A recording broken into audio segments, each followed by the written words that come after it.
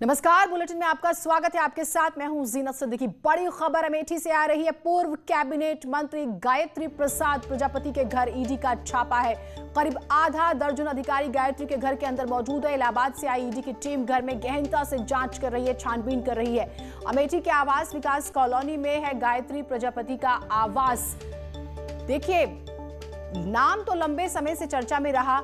जिस तरह से रेप का भी आरोप लगा और अकुत संपत्ति का भी, हजारों करोड़ की संपत्ति जिस तरह से खड़ी की, उसके बाद से बहुत सारे सवाल रहे। मंत्री पद तक गंवाना पड़ा था, वापसी भी हो गई थी खैर समाजवादी पार्टी में। अभी जो बड़ी खबर आ रही है वो ये कि ईडी की छापेमारी और बड़े स्तर पर करीब आधा दर्जन अधिकारी यहां पर मौजूद हैं गायत्री प्रजापति के घर पर, और ये छापेमारी चल रही है। गहनता से जांच हो रही है। विकास कॉलोनी में गायत्री प्रजापति का घर है जहां पर ये छापेमारी चल रही है। उधर वाराणसी एयरपोर्ट पर पकड़ा गया करीब 70 लाख रुपए का 1.5 किलो सोना। 2 शातिर दबोचे गए हैं। लाल बहादुर शास्त्री एयरपोर्ट का ये मामला है। दोनों तस्कर दुबई से सोना लेकर यहां पहुंचे थे। मुरादाबाद का नजाकत और बिहार के दरभंगा का मोहम्मद कलीम दोनों पकड़े गए। ट्रॉली बैग के बेस में सोने की पतली परत कार्बन पेपर के नीचे छुपा कर रखी हुई थी। छाते के अंदर और अन्य सामानों को पैक करने में इस्तेमाल किए गए गत्तों के बीच भी यूं ही रखी थी सोने की परत। मतलब आप देखिए कितनी मेहनत की, कितना दिमाग लगाया गया था। वाराणसी एयरपोर्ट से 2 किलो सोना पकड़ा गया है। कल एक और खबर आई थी। एक महिला पकड़ी गई थी जो कि चॉकलेट्स के डिब्बे में बहुत पतली, आप ये कहें कि एक लेयर में एडजस्ट किया हुआ था और सोना था, और वो भी पकड़ी गई थी। और यहाँ पर देखिए खबर आ रही है कि 2 जो लोग हैं पकड़े गए हैं। तकरीबन 70 लाख का ये सोना है। और जिस तरह से लेकर आ रहे हैं, कितनी स्मार्टली इन्होंने पैकिंग की, पैकिंग में कितना दिमाग इस्तेमाल किया, देखिए जरा। उपेंद्र हमारे साथ, हमारे सहयोगी जुड़े हुए हैं। उपेंद्र, बहुत टैलेंट दिखाया इन्होंने जिस तरह से पैकिंग की, लेकिन पकड़े गए। बिल्कुल जीनत, ये कोरोना काल में पहली बार एयरपोर्ट पर इतनी बड़ी मात्रा में सोना बरामद हुआ है। और जिस तरीके से इन्होंने कार्बन पेपर के नीचे ये जो है सोना छिपाया था, उसको देखकर तो जो यहाँ पर टीम है वो भी दंग रह गई, कस्टम की टीम, क्योंकि ये बिल्कुल अपने तरीके का नया मामला था। कार्बन पेपर क्योंकि कभी कभी एक्सरे मशीन में नहीं आता है पकड़ में, कार्बन पेपर के नीचे कोई चीज, इसीलिए जारे गत्ते हो, ट्रॉली हो, छाता हो, सबके नीचे कार्बन की एक परत लगाई थी और उसके नीचे सोना छिपाया गया था। तो ये अब तक का सबसे पहला मामला है कि इस तरीके से सोना छिपा के लाया गया था। लेकिन फिलहाल एक्सरे मशीन तो नहीं पकड़ी, मगर कस्टम के अधिकारियों को शक हुआ। उसका पूरा बैग खुलवाया और जब उस पर कार्बन की परत निकलवाई तब उसके पे सोना स्कैन हुआ और ये दोनों पकड़े गए। करीब 73 लाख रुपए का ये सोना है जो दुबई से लाया गया था, जिसमें जो है मोहम्मद कलीम दुबई से आए मुआन से यहाँ पर पहुंचे थे। और 2 लोग हैं जिसमें मुरादाबाद के नजाकत है और बिहार के दरभंगा के रहने वाले मोहम्मद कलीम हैं।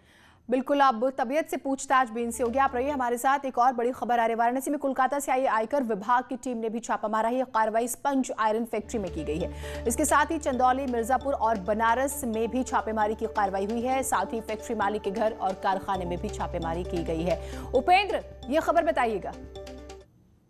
देखिए, कर चोरी का ये पुख्ता प्रमाण मिलने के बाद कलकत्ता से आई आयकर विभाग की टीम ने यहाँ पर सीमेंट और सरिया कारोबारी के रविंद्रपुरी स्थित आवास और रामनगर और चुनार स्थित फैक्ट्री में एक साथ जांच शुरू की है। साथ ही साथ इसमें जो है आयकर विभाग की टीम के लिए और भी यहाँ पर लोकल पुलिस को ही मदद ली गई है। तो ये तीनों जो छापेमारी है ये यहाँ पर इसके अलावा मिर्जापुर में भी की गई, चंदौली में की गई, जहां जहां उनके फैक्ट्रियल उनके ऑफिस है वहां पर भी की गई है। तो यहाँ पर जो है रविंद्रपुरी कॉलोनी स्थित आवास में और चुनार मिर्जापुर में जो फैक्ट्री है वहां पर छापे की गई है। तो करीबन 5 जगह एक साथ छापेमारी हुई है। ये जहां जहां उनके ऑफिस थे, जहां जहां उनकी फैक्ट्री के। ठीक, बहुत शुक्रिया। और ये छापेमारी अभी चलेगी भी आगे। बहुत शुक्रिया आपका तमाम जानकारी के लिए। और अब बात करते हैं सबसे बड़ी और चर्चित खबर की। सरकार और किसानों में आज 7वें दौर की बातचीत होने जा रही है। 2 बजे किसानों के साथ सरकार की एक अहम बैठक होनी है। 7वें दौर की बैठक से क्या आज समाधान निकल जाएगा, ये बहुत बड़ा सवाल है, क्योंकि पिछले 6 बार की जो बातचीत रही है वो तो बेनतीजा रही है। किसान कृषि कानून की वापसी की मांग पर अड़े हैं। सरकार कृषि कानून वापस लेने से साफ इनकार कर चुकी है। हालांकि सरकार कृषि कानूनों में संशोधन के लिए तैयार है, तकरीबन 12 संशोधन, और इस लिहाज से आज 2 बजे होने वाली बैठक पर अब सबकी नजर है कि क्या वापस लिया जाता है कानून या फिर जो संशोधन की बात हो रही है उस पर किसान राजी हो जाते हैं। और इस बैठक से पहले मंगलवार को गृह मंत्रालय में करीब 2 घंटे बैठक चली। बैठक के बाद बाहर निकले कृषि मंत्री नरेंद्र सिंह तोमर ने उम्मीद जताई थी कि आज होने वाली किसानों के साथ बातचीत सकारात्मक रहेगी। 7वें दौर की बैठक से पहले गृह मंत्री अमित शाह की अध्यक्षता में ग्रुप ऑफ मिनिस्टर्स की एक बैठक हुई थी। ये बैठक लगभग 2 घंटे चली थी। संयुक्त किसान मोर्चा ने मंगलवार को केंद्र सरकार से तीनों कृषि कानूनों को रद्द करने के साथ कुछ मांगों को लेकर चिट्ठी लिखी। इसमें कहा गया है कि 30 दिसंबर को दोपहर 2 बजे वार्ता का निमंत्रण हमें स्वीकार है। क्या कहा था नरेंद्र सिंह तोमर ने, वो भी हम आपको दिखा देते हैं। सभी किसान यूनियन के साथ सरकार बात करेगी और मुझे विश्वास है कि हम लोग सकारात्मक और अच्छी दिशा में बढ़ेंगे, ऐसी मुझे आशा है। और 2 तस्वीरें आपको दिखाते हैं। किसान जो हैं वो अब जिस तरह से प्रदर्शन कर रहे हैं और एक तरफ जो है जो कल बैठक हुई थी वो हम आपको दिखा रहे हैं। और उसके बाद देखिए अब सरकार अपनी तैयारी के साथ है, किसान अपनी तैयारी के साथ। 2 बजे का वक्त तय हो गया है। अब इस वक्त जो मीटिंग शुरू होगी जब 2 बजे, इसके बाद क्या होता है सबकी नजर इसी पर टिकी हुई है।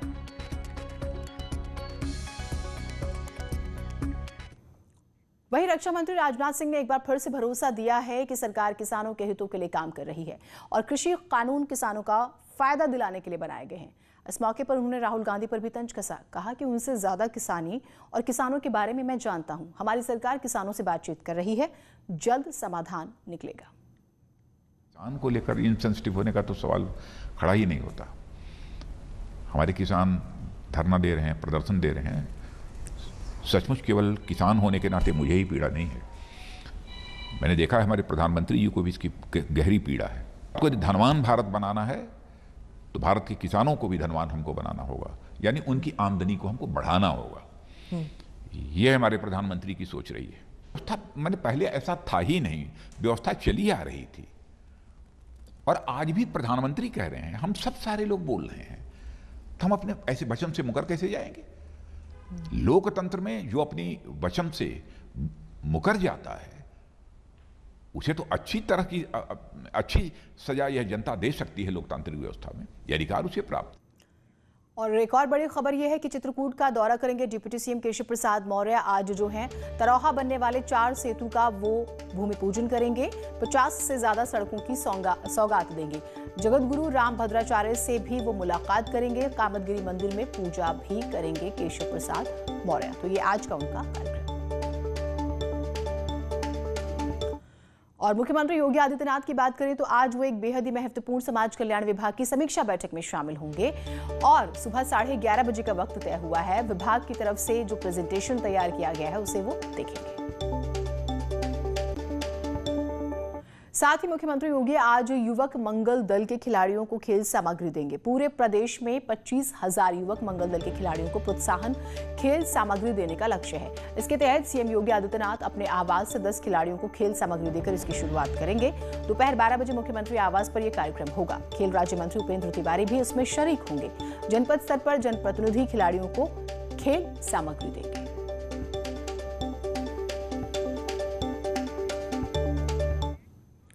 कानपुर में साइबर ठगों ने कोरोना वैक्सीन को बनाया जरिया। रजिस्ट्रेशन के नाम पर लोगों से वो जानकारी पूछते हैं, फिर ओटीपी लेते हैं। पुलिस अधिकारियों ने कहा ऑनलाइन ठगों से सावधान रहिए। वैक्सीन लगाने के लिए ये आपको फोन करते हैं और फिर आपको ठगते हैं, तो आप बचिए।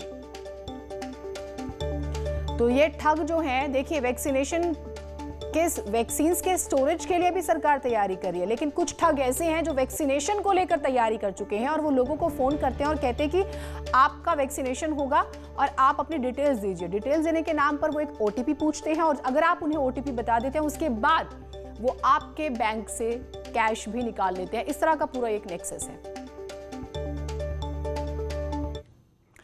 कोरोना महामारी से बचाने के लिए सरकार वैक्सीन लगाने की प्रक्रिया में जुटी हुई है और जालसाजों की, जिसकी हम अभी बात भी कर रहे थे, वो इस आपदा में अवसर तलाश रहे हैं। कुछ जालसाज वैक्सीन लगाने के नाम पर ठगी करने की कोशिश कर रहे हैं। देखिए गोरखपुर से स्पेशल रिपोर्ट।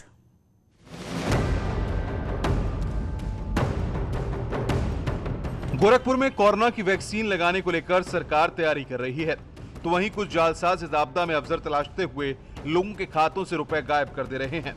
जालसाज लोगों को फोन कर वैक्सीन लगाने के लिए रजिस्ट्रेशन कराने की बात कहते हैं और फिर उनसे आधार कार्ड का नंबर फोन पर पूछते हैं और फिर ओटीपी मांगते हैं। जैसे ही व्यक्ति ओटीपी देता है, उसके खाते से पैसे गायब कर देते हैं। सीएमओ एसके तिवारी का कहना है कि स्वास्थ्य विभाग द्वारा वैक्सीन लगाने के लिए आम आदमी का भी रजिस्ट्रेशन नहीं किया जा रहा है। कई जगह लोगों के पास फोन जा रहा है कि हम आपका वैक्सीनेशन के लिए रजिस्ट्रेशन करना चाहते हैं, लेकिन उसके लिए आपके आधार कार्ड की आवश्यकता है। हेल्थ डिपार्टमेंट की तरफ से या जो प्रथम फेज में हम रजिस्ट्रेशन कर रहे हैं, ये बिल्कुल हम किसी से आधार कार्ड नहीं मांगते हैं, न किसी व्यक्ति से कोई सूचना मांगते हैं, बल्कि उनके डिपार्टमेंट से मांगते हैं। तो ये फ्रॉड है और इस तरह का अगर कोई कर रहा है तो वो बिल्कुल फ्रॉड है और किसी को भी इसमें नहीं फंसना चाहिए। फोन कॉल के जरिए ऑनलाइन ठगी के मामले में एडीजी दावा शेरपा भी सख्त हो गए हैं। उन्होंने जोन के सभी एसपी को निर्देश दिया है कि वो लोगों को जागरूक करें, साथ ही साइबर सेल लोगों की मदद के लिए आवश्यक कार्रवाई करे। गलत तत्व जो है वो भी जागृत हो गए हैं और जो फर्जी वैक्सीन या इस तरह से वैक्सीन की चोरी इत्यादि के बारे में ये व्यवस्था हम पहले से इसलिए कर रहे हैं कि ये जब ये बंटने की जो कार्यक्रम शुरू होगा या बंटना लगाना शुरू होगा तो कई लोग इसका गलत फायदा उठाने के प्रयास करेंगे। ये मात्र कुछ लोगों ने पैसा कमाने के जरिया बनाया है कि आप पैसा भेजो तो हम वैक्सीन आपका कर देंगे। इसमें कतई पड़ने की आवश्यकता नहीं है। आपदा में अवसर तलाश रहे जालसाजों से सावधान रहने की जरूरत है। अगर कोई भी व्यक्ति फोन पर वैक्सीन लगाने के लिए आधार नंबर या फिर बैंक अकाउंट नंबर या फिर एटीएम नंबर और ओटीपी मांगे तो बिल्कुल भी ध्यान न दें, नहीं आपके खाते से पैसे गायब हो जाएंगे। अभी स्वास्थ्य विभाग वैक्सीन लगाने के लिए किसी भी तरह का कोई भी रजिस्ट्रेशन नहीं कर रहा है। सिर्फ स्वास्थ्य विभाग के लोगों का पंजीकरण प्रमाणिक सूची के आधार पर किया गया है। एक तरफ सरकार कोरोना वैक्सीनेशन को लेकर सक्रिय है तो वहीं दूसरी तरफ कुछ साथी ठग भोले भाले लोगों को फंसाकर उनके खाते से रुपए निकाल ले रहे हैं। सीएमओ का साफ कहना है कि ऑनलाइन किसी भी तरीके का रजिस्ट्रेशन अभी नहीं चल रहा है। प्रथम चरण में सिर्फ स्वास्थ्य कर्मियों को ही कोरोना वैक्सीन लगाई जाएगी। ब्रेक के बाद स्वागत है आप सभी का। खबर बागपत से आ रही है। बागपत सीमा विवाद को लेकर हरियाणा और बागपत के किसानों में संघर्ष का वीडियो वायरल हो रहा है। हरियाणा के किसानों ने बागपत के 3 किसानों को ट्रैक्टर से कुचलने का प्रयास किया। ट्रैक्टर की टक्कर से एक किसान जख्मी हो गया। 2 किसानों ने भागकर जान बचाई है। किसानों पर हमले का लाइव वीडियो न्यूज 18 के पास है। शहर कोतवाली क्षेत्र के नगला खादर की ये घटना है। तो सीमा विवाद और ये इतना बढ़ जाता है कि हरियाणा के किसान जो हैं बागपत के किसानों की जान लेने की कोशिश करते हैं। यही खबर आ रही है। आपस में ये भिड़ गए, ट्रैक्टर से कुचलने की कोशिश करते हैं। एक किसान जख्मी हो गया है और 2 ने भागकर अपनी जान बचाई। देखिए वो रोकने की कोशिश करते हैं और वो ट्रैक्टर चला देता है। ये देखिए कैसे गिर गया एक जो किसान है और जान जा सकती थी। जिस तरह से ट्रैक्टर को बैक किया गया और इंटेंशन क्लियर नजर आ रही है कि जैसे मारना ही है। ये एक्सक्लूसिव तस्वीरें आप न्यूज 18 की स्क्रीन पर देख रहे हैं। देखिए विवाद हो रहा है, सीमा विवाद। ठीक है, आप बातचीत से सुलझा सकते हैं, लेकिन जिस तरह से ये देखिए रोकने की कोशिश करते और ये गाड़ी है जीप लग रही है और उससे कुचलने की कोशिश करते हैं। शहजाद हमारे साथ, हमारे सहयोगी जुड़े हुए हैं। शहजाद, इस पूरे विवाद को बताइएगा। और ये जो हम देख रहे हैं वीडियो में, ये तो बहुत ही डराने वाला है कि आप बिल्कुल ही गाड़ी नहीं रोकते, आप चाहते हैं कि गाड़ी ऊपर से निकल जाए। इतना ज्यादा बढ़ गया ये विवाद।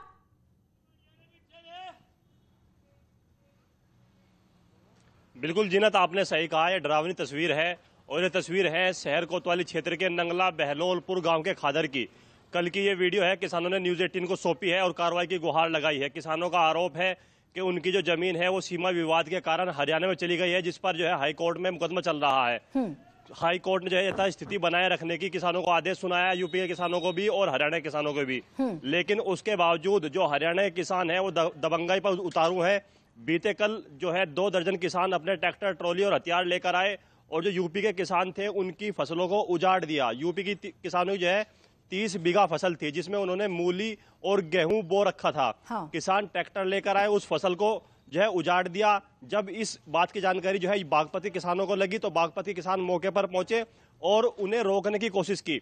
जब बागपती किसानों ने उन्हें रोकने की कोशिश की तो हरियाणा के जो दबंग किसान थे उन्होंने बागपत के 3 किसानों पर ट्रैक्टर चढ़ाने का प्रयास किया, जिसका न्यूज़ 18 एक्सक्लूसिव वीडियो अपने दर्शकों को दिखा रहा है। ये जो किसान है, जो बागपती किसान है, उनका आरोप है कि इन किसानों ने लड़ाई के खातिर जो अपने ट्रैक्टर है उनमें कैबिन बनवाया हुआ है, ताकि जब वो यूपी के किसानों को हार्म पहुंचाने की कोशिश करे तो उनका कुछ ना बिगाड़ा जा सके। जो एक कैबिन नुमा ट्रैक्टर है, इनमें वो हथियार रख कर लाते हैं, फायरिंग करते हैं और यूपी के किसानों को डराने का प्रयास करते हैं। फिलहाल जो ये पूरा मामला है इसमें एक किसान चोटिल हुआ है। जिस तरह से एक जो हरियाणा किसान था उसने ट्रैक्टर चढ़ा दिया, एक किसान के पैर पर ट्रैक्टर चढ़ने के कारण वो जो है चोटिल हो गया है, जबकि तस्वीरों में साफ देख सकते हैं कि जो 2 अन्य किसान थे उन्होंने भागकर जान बचाई है। कल का ये पूरा वीडियो बताया जा रहा है, ये वीडियो हम दिखा भी रहे हैं, लेकिन अब ये बताइएगा, न्यूज़ 18 ये वीडियो दिखा भी रहे अपने दर्शकों को, अब पुलिस ने इस मामले में क्या किया है, क्या कार्रवाई हुई है आगे? मामला कोर्ट में है, आपने बताया ये जो पूरा विवाद है मामला कोर्ट में है, उसके बाद इस तरह की दबंगई और आपने जानकारी दी कि वेपन्स लेकर आए हैं गाड़ी में, और मतलब ये हम कहाँ हैं, फिर कहाँ रह रहे हैं, और कोई इतनी ज्यादा गुंडागर्दी कैसे कर सकता है?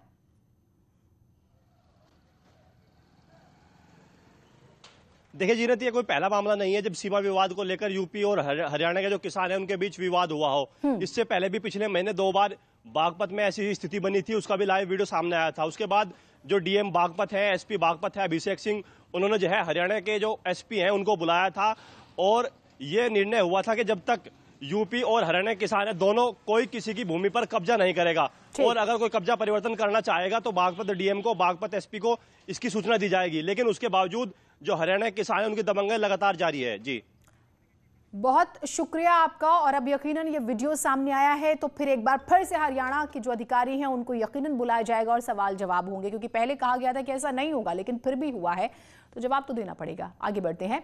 लखनऊ में व्यापारी सुजीत पांडे हत्याकांड में पुलिस ने खुलासा किया है। इस हत्याकांड में पुलिस ने 2 शूटर जो हैं उन्हें गिरफ्तार किया।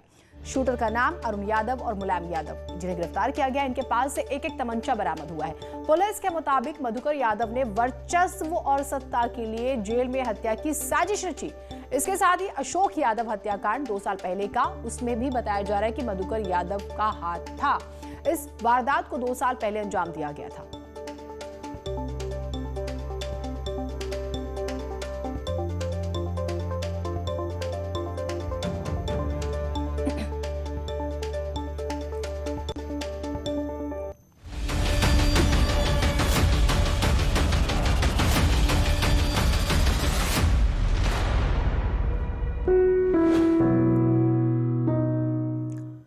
कोविड-19 महामारी ने परस्पर निर्भरता की भावना को सुदृढ़ किया है, जिससे कि पूरा देश इस विपत्ति का एकजुट होकर मुकाबला कर सके। वैक्सीनेशन का ऐलान के बाद जरूरत होगी कि हम सभी अपना सर्वश्रेष्ठ योगदान दें, जिससे हम एक साथ वायरस को हराने की तरफ कदम बढ़ा सके। और नेटवर्क 18 इस मुहिम में हर कदम पर आपके साथ होगा। बात ये नहीं है कि हम सो सकते हैं, आराम कर सकते हैं, तो हम अपने तरीके से भी इसके क्लिनिकल कोरिलेट्स को देखेंगे। हम अपने लेबोरेटरीज में बियॉन्ड जीन सीक्वेंसिंग भी उसके स्वभाव को जानने। देश में कोरोना वायरस के नए स्ट्रेन के कुल 6 केसेस मिले हैं। इस बीच स्वास्थ्य मंत्रालय ने दावा किया है कि कोरोना की वैक्सीन नए स्ट्रेन पर भी प्रभावी होगी। लोगों को नए स्ट्रेन से घबराने की जरूरत नहीं है। पीएमओ के प्रधान वैज्ञानिक सलाहकार प्रोफेसर के विजय राघवन ने प्रेस कॉन्फ्रेंस में कहा है कि वैक्सीन यूके और दक्षिण अफ्रीका में पाए जाने वाले वेरिएंट के खिलाफ काम करेगी। इस बात के कोई सबूत नहीं है कि वर्तमान वैक्सीन इन कोरोना वेरिएंट से बचाने में नाकाम रहेगी। केंद्रीय स्वास्थ्य सचिव राजेश भूषण ने कहा है कि यूके वेरिएंट की खबर आने से पहले हमने प्रयोगशालाओं में लगभग 5000 जीनोम विकसित किए थे। अब हम उस संख्या में काफी वृद्धि करेंगे। तो जब तक सभी सुरक्षित नहीं होते तब तक कोई सुरक्षित नहीं होगा। इसी सोच के आधार पर हमारी कैंपेन संजीवनी का लक्ष्य ये सुनिश्चित करना है कि वैक्सीन पाना सभी भारतीयों का अधिकार है।